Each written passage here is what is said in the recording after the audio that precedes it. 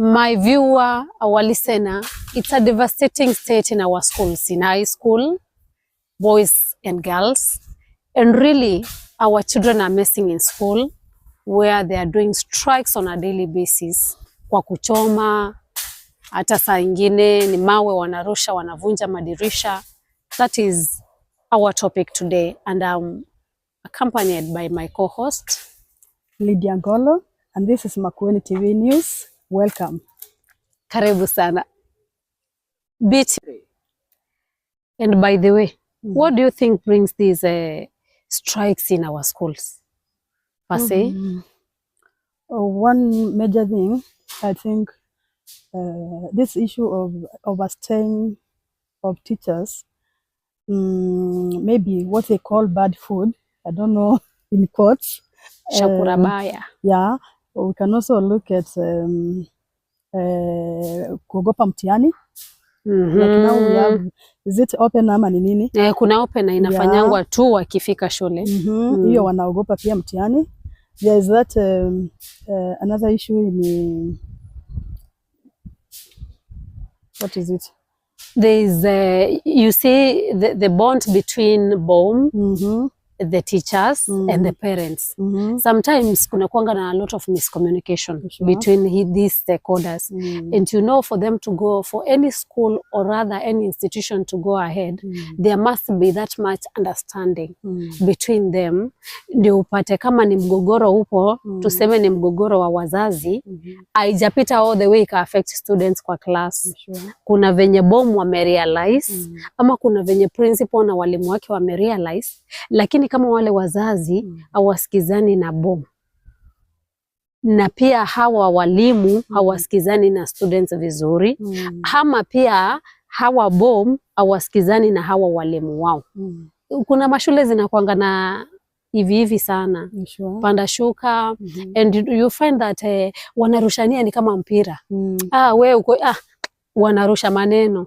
So at the end of the day you find that there is fight. Because there's a lot of misunderstanding, yeah? The student pia ndiye ana end up kuumia out of hiyo kurushania hapa na pale na pale na pale. Then we also have these school rules. Labda kuna rule iko na hawaitaki, mekanyaga, then wataki kusikizwa. Wanaona ile njia tutasikizwa ni through strike. Now let us organize, like tuchome hii darasa, sijui tufanye nini. You know, mtoto ni mtoto. Na yeye anaona akifanya hivyo ndio atasikizwa haraka, of which italetea hasara wale wazazi wake nyumbani, na ndio wataenda kulipa, waende hasara tena. Ukue ulihusika ama hukuhusika, bora yake uko hiyo shule. You have to pay that money. Na unaona. Okay. And the parents are suffering innocently, maybe out of your misunderstanding too. Yenye hakuna mtu aliona akaituliza na mapema. We have had these issues Kisii, tumeona juzi. It was on the TV. Even in Makueni we have had these issues. And they are going all over. Hata Machakos ipo. And we think it's time that to realize hizi vitu sio nzuri. You know, also there are injuries that come out of that. Mtoto anakimbia, anapitia kwa dirisha, anakatwa na mavioo. And even death, yeah. Because when we talk of arson, inaweza kuwa mtoto anachoma dom na ajui labda kuna mwenzake alikuwa amelala pale ndani ya dom, labda ni mgonjwa, ama labda hiyo siku amechelewa kuamka, na yeye anaacha ametia moto. So it is something that cannot be, it's not supposed to be entertained at all. As you said also, walimu, kuna wale walimu wanakaa kwa shule moja sana. Mbona unapata ni kama mtu ameona hiyo ni bedroom yake.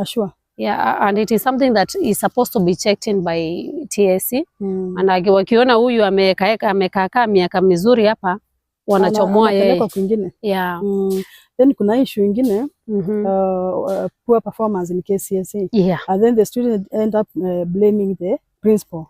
And then unajua mtihani, kupita kwa mtihani ama kufaulu. It goes for stakeholders. Wote kila mtu play role yake.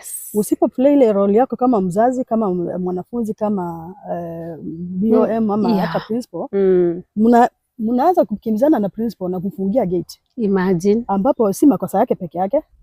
Then principal pia afanyangi mtihani, tusisahau. And even hata tukisoma tulikuwa tunaambiwa 15% ndio ya mwalimu. Hiyo story nyingine ya mtoto ajikaze. And you know, there are also lazy children in the class. They are noise makers. Wengine ni kulalalala pale. And then you find at the end of the day, the teacher is there to blame. That's wrong, really. They should sit down and study. Hii shida imetokea wapi. Then when they wakipata maybe watoto wetu kuna mali walilegea, wanapita hiyo njia. I think that is the work of the BOM. And then we have these solutions that can really bring harmony in schools. As you are saying, the stakeholders of the school should be united by all means. Sure. Yeah, kwa sababu at the end of the day, institution ubeba watu wako na akili tofauti. Na sisi wote wale wameostiwa pale kwa shule, wale wanafunzi, hao watu kila mtu wako na independent mind. So that is something they can check on. Also, as we were talking earlier, uliongea juu ya suggestion box. How does this work? That thing, that box unaonanga hapo tu. Anakaa tu hapo. Very important kwa shule. In fact, kuna mwalimu aliniambia alicheck yeye mwenyewe, akatoa tu aangalie. Na venye aliangalia akapata watoto wamepeana, ameandika tu several to paper.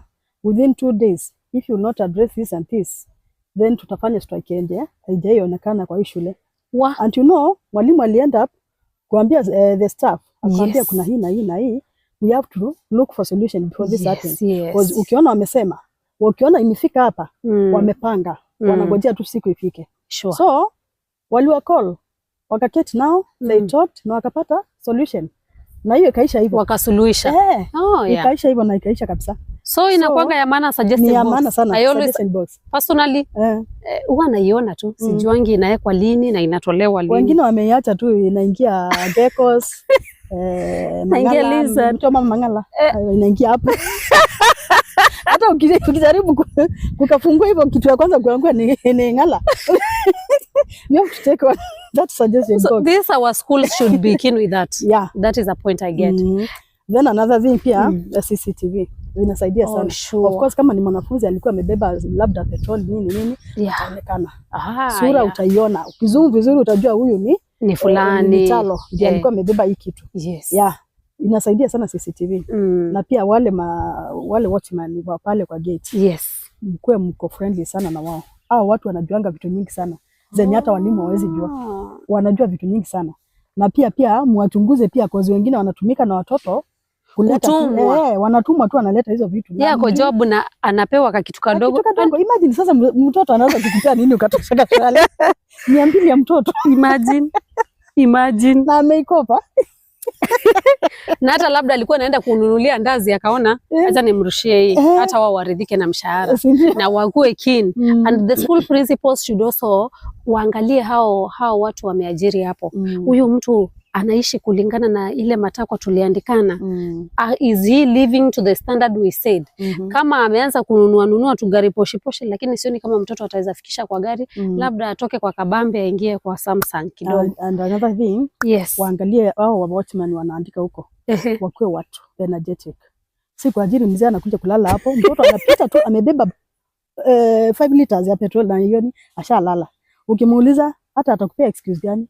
Ni ukule wazi kwambia choni.